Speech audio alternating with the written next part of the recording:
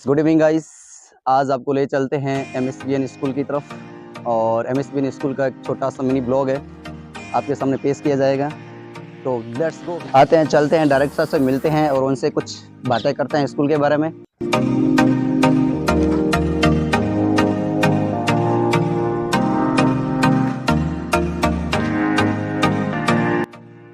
Hello sir, good evening. Good evening. और sir हमारे channel पर बहुत बहुत स्वागत।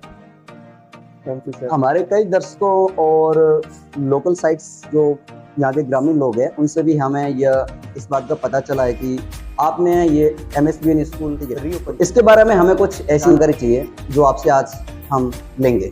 हमारे दर्शक भी जानना चाहते हैं कि आपने ये स्कूल जो रीओपन किया है उसके पीछे क्या आपका स्ट्रेटजी है वो बतानी है कि आप इससे पहले प्रीवियस में जो इंडिया की टॉप कोचिंग सेंटर है सीकर के अंदर मैट्रिक्स, वहाँ पे आप कोचिंग करवाते थे, पढ़ाते थे और आपका वहाँ पे हाई पैकेज था। उनको छोड़ के आप यहाँ गांव के स्कूल जो आपने रीओपन किया उसके पीछे आपका क्या मोटिव है वो हमारे दर्शकों को बताइएगा। सर, जैसे कि आपने पूछा, बहुत सही पूछा है कि आज मैंने इंडिया के टॉप इंस्टीट्यूट को छोड़ के, हाई पैकेज को छोड़ के मैं गांव में आके एक इंग्लिश मीडियम स्कूल स्टार्ट किया है मैंने। तो सर इसके पीछे जो मेरा स्ट्रेटजी, जो मेरा मोटिव है सर, वो यही है कि ग्रामीण परिवेश के जो बच्चे हैं उनको मैं सर एक ही छत के नीचे स्कूलिंग और प्लस में कोचिंग की पढ़ाई देना चाह रहा हूँ सर जी, ताकि बच्चों को शुरू से ही हम लोग जेईई की, नीट की, नवोदय, सैनिक, मिलिट्री जैसी कंपटीशन तैयारी हम लोग उनके लिए हम लोग तैयार करा सकते। और सर यही है कि गांव वालों के माइंड में एक साइकोलॉजी सेट है कि ये स्कूल है जो कोरोना में भी बंद हुई थी, उसके बाद में किसी और के हाथ में चले गई, वो 12 महीने चलने के बाद में फिर से बंद हो चुकी थी। तो गांव वालों की जो नेगेटिव साइड है, नेगेटिव थिंकिंग है, उसको आप किस हिसाब से आप बदलना चाहोगे, बताना चाहोगे?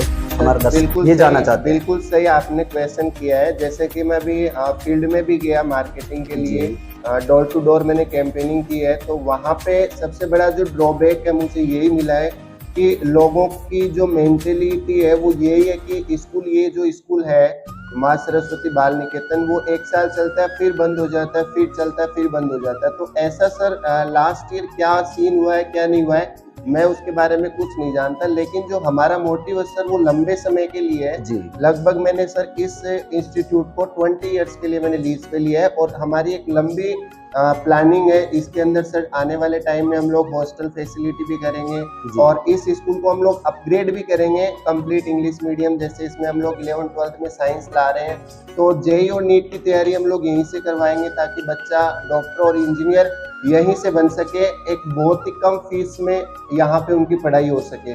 उनको कोटा, सीकर जैसे बड़े बड़े शहरों में 2-2, 3-3 लाख रुपए साल के खर्च नहीं कर पाते हैं, तो इसलिए हम लोग उनको देखते हुए ग्रामीण परिवेश में हमने ये ओपन की है। और दूसरा हमारा जो मोटिव है वो एक लंबे समय के लिए, बिल्कुल भी शॉर्ट टाइम के लिए हमारा नहीं है। बहुत बहुत धन्यवाद सर ये बताने के लिए। टाइम में 1 साल में बंद नहीं होने वाला है, ये लंबे समय के लिए चलेगा। इसका हम लोग बिल्कुल आपको रिटर्न में प्रूफ भी दे सकते हैं। बस यही बात थी कि गांव वालों के मन में यही उनकी मेंटलिटी सेट थी, वही मेंटलिटी क्लियर करने के लिए हम यहाँ पहुंचे थे। बिल्कुल, बहुत बहुत बढ़िया सर, आपने बताया, आपको धन्यवाद। आपका जवाब, आपका जो क्वेश्चन है सर वो बिल्कुल एकदम सही है जी। और अगर मैं भी एक पेरेंट्स होता तो मेरे भी मेंटलिटी यही होती कि 1 साल चल रहा है तो मैं मेरे बच्चे का फ्यूचर ऐसे नहीं कर सकता, क्योंकि कल को क्या पता कि ये स्कूल फिर से बंद हो जाए। तो ऐसा सर कोई प्लानिंग नहीं है। लगभग ये स्कूल 20 साल के लिए हमने पूरा ऑक्यूपाई किया है, तो अभी ये लंबे समय के लिए चलेगा। ओके सर, नेक्स्ट हमारा क्वेश्चन ये रहेगा कि गांव से जो स्टूडेंट होते हैं इंग्लिश स्किल उनकी बहुत कमजोर होती है, तो वैसे स्टूडेंट को आप हिंदी मीडियम से इंग्लिश मीडियम में कैसे कन्वर्ट करोगे, उसके बारे में बताइएगा। और हमारे दर्शक भी जानना चाहते हैं। बिल्कुल सही क्वेश्चन किया आपने। और वैसे मेरे पास जो एडमिशन्स है वो मोस्टली हिंदी मीडियम के आ रहे हैं जी, तो बिल्कुल सही जवाब है सर। तो इसके पीछे सर जो हमारी स्ट्रेटजी है वो ये रहेगी सर, जैसे हम लोग पहला तो इसमें हिंदी मीडियम के बच्चे हैं उनके लिए हम लोग एक ब्रिज कोर्स जी स्टार्ट किया हमने, जी। जो ब्रिज कोर्स है सर वो लगभग हमारा 30 to 45 डेज का रहने वाला है, जिसके अंदर हम लोग बच्चे की बेसिक इंग्लिश स्पीकिंग करवाएंगे जी। और ईच सब्जेक्ट की जो टर्मिनोलॉजी है वो हम लोग यहाँ पे क्लियर करेंगे। जी। और थर्ड, हम लोग बच्चे के जो क्लास में जो कॉमन सेंटेंसेज होते हैं वो हम लोग बच्चे के क्लियर करेंगे। जी। और जो सेकंड हमारा जो फैक्टर होगा सर वो होगा बड़ी सिस्टम। बड़ी सिस्टम सर, इसके बारे में बताइए कि बड़ी सिस्टम क्या होता है, सर हमारे दर्शक जानना चाहते हैं। बड़ी सिस्टम ये होगा कि बच्चे को देख के बच्चा जल्दी सीखता है, तो जी। हम लोग क्लास में सीटिंग जो व्यवस्था होगी हमारी क्लास वाली उसके अंदर सर हम लोग एक बच्चा इंग्लिश मीडियम का बिठाएंगे और उसके साथ में एक बच्चा हिंदी मीडियम का। इसे हम लोग बड़ी सिस्टम जी, बोलते हैं। ये बहुत अच्छा। अपनी जो स्कूल है इंग्लिश इसके मीडियम है, तो यहाँ पे लैंग्वेज कौन सी यूज करोगे, इंग्लिश टू इंग्लिश या फिर सर, लैंग्वेज? जैसे कि अभी हिंदी मीडियम के बच्चे मोस्ट ऑफली आ हिंदी रहे हैं। मीडियम के आ रहे हैं, तो जी। हमारा जो 3 मंथ्स स्टार्टिंग का 3 मंथ्स जो टीचिंग स्ट्रेटेजी है वो सर हमारी बाईलैंग्वेज रहने वाली है। जी। इसके अंदर बच्चे को हम लोग इंग्लिश प्लस हिंदी दोनों लैंग्वेज में हम लोग एक्सप्लेन करेंगे। दोनों मिक्स लैंग्वेज और में। बल्कि इसके अलावा हम लोग बच्चे को राइटिंग बोर्ड पे जो राइट होगा और नोट्स जो उसके राइट होंगे वो कम्प्लीटली इंग्लिश में होंगे, लेकिन उसको एक्सप्लेन जो करेंगे हम लोग इंग्लिश और हिंदी दोनों में, उसे हम लोग बाईलैंग्वेज यूज करके हम लोग क्लियर करेंगे बच्चे को। जी, बहुत बहुत धन्यवाद। एंड इसके अलावा सर जैसे कि हम लोग बच्चे को बार बार हम लोग बच्चों में इंग्लिश का जो एनवायरनमेंट है वो क्रिएट करेंगे। जी। और अगर बच्चा बार बार गलत सेंटेंसेस बोल रहा है तो हम लोग वहाँ पे उसको प्रेशरलाइज नहीं करके उसके बार बार हम लोग सेंटेंसेस ठीक करेंगे। जी। ठीक है सर,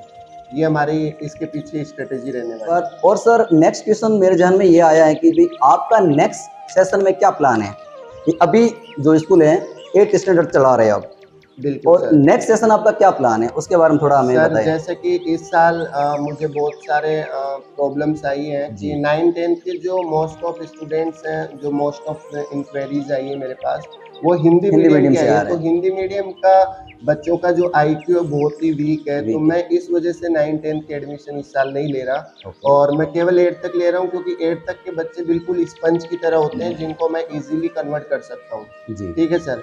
और जो नेक्स्ट ईयर का जो हमारा प्लानिंग रहेगा सर वो ये रहेगा कि हमारा संस्था जो इंस्टीट्यूट है वो नेक्स्ट ईयर तक हमारा 12th तक हो जाएगा जी। जिसमें हम लोग 11th-12th में साइंस, यहाँ पे साइंस स्ट्रीम केवल रन करेंगे जी। और आर्ट्स और कॉमर्स बिल्कुल हमारे यहाँ पे नहीं रहेगा। जी। ठीक है, जिसके साथ साथ हम लोग नीट और जेईई की तैयारी बच्चे को स्कूलिंग के साथ ही हम लोग देंगे, ताकि बच्चा नीट डॉक्टर और इंजीनियर यहीं से बन सके। उसको कोटा सीकर बड़े बड़े शहरों में नहीं जाना पड़े, वहाँ पे बहुत ज़्यादा फीस होती है, हॉस्टल का खर्चा होता है। लगभग बच्चे की साल की फीस 2 से 3 लाख रुपए होती है। जी। तो जो हम लोग यहाँ पे बिल्कुल एक न्यूनतम फीस में हम लोग बच्चों को, इसका मतलब आप ग्रामीणों को मद्देनजर रखते हुए काम करना चाहते हैं। बिल्कुल बिल्कुल सर। जी। नेक्स्ट मेरा कहना यही है कि सर कि पेरेंट्स काउंसलिंग के बारे में आपका क्या क्या कहना है? सर जैसे कि पेरेंट्स काउंसलिंग के बारे में जैसे लोगों का रुझान हो रहा है, लोग सपोर्ट कर रहे हैं, मुझे बहुत अच्छा कर रहे हैं। मैं उन सभी पेरेंट्स को थैंक यू बोलना चाहूँगा कि जिन्होंने मेरा फर्स्ट ईयर में इतना बिलीव किया है मुझ पे, और मैं उनके बिलीव पे बिल्कुल खरा उतरूँगा। इस चीज़ के लिए मैं उनको पूरा विश्वास दिलाता हूँ। ठीक है सर। और दूसरी चीज़, कुछ लोग यहाँ पे नेगेटिव भी है इस इंस्टीट्यूट को लेके, तो ज़रूर मैं उनको पॉजिटिव में कन्वर्ट करने की पूरी कोशिश मैं कर रहा हूँ सर। और नेक्स्ट ईयर, इस साल अगर मैं नहीं सक्सेसफुल हो पाता हूँ तो मैं नेक्स्ट ईयर उनको मैं अपने साथ जोड़ ही लूँगा सर। बहुत बहुत धन्यवाद सर, बहुत बहुत थैंक यू आपके लिए। सर।